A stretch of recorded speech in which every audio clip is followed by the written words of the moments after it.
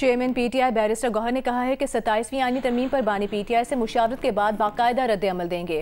سیاسی کمیٹی میں اس پر حکمت عملی طے کی جائے گی۔ اڈیالہ جیل کے باہر میڈیا سے گفتگو میں بیرسٹر گوہر کا کہنا تھا کہ آئین میں ترامیم اتفاق رائے سے کی جاتی ہیں۔ تحریک انصاف کے رہنما سینیٹر علی ظفر نے کہا کہ 27ویں ترمیم پر بلاول نے جو لکھا ہے وہ آئین کو ختم کرنے کے مترادف ہے۔ حکومت سے جب ترمیم کا پوچھا جاتا رہا وہ خاموش رہی۔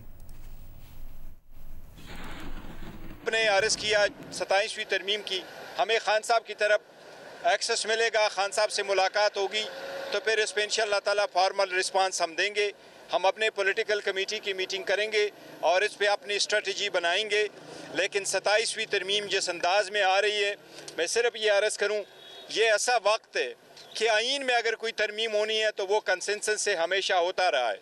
26ویں ترمیم نے عدلیہ ہمیشہ متنازع رہی ہے، لیکن 26ویں ترمیم نے ملک میں ایک دراڑ پیدا کیا ہوا ہے۔ غلط بیانی کر کے آپ اگر اصلاحات کرنے لگے تو پھر آپ آئین کو اس طرح مارتے ہیں۔ 27ویں ترمیم میں جو میں نے ٹویٹ میں پڑھا بلاول بھٹو صاحب کی جو آئی تھی ٹویٹ، اس کے اندر جو کچھ لکھا ہے اگر وہ مان لیا جائے تو آپ سمجھیں کہ آئین کو ختم کر دیا آپ نے عدلیہ کی آزادی ختم کر دی۔ یہ حکومت والے لوگ بڑی دیر سے میں پوچھ رہا تھا ان سے کہ آپ کو 27ویں ترمیم لے کے آ رہے ہیں، تو وہ بڑا کیٹیگورکلی میڈیا کے سامنے ڈینائی کرتے رہے تھے اور وہ کہتے رہے تھے کہ ہم نے تو نہیں سوچا اس کا 27ویں ترمیم کا۔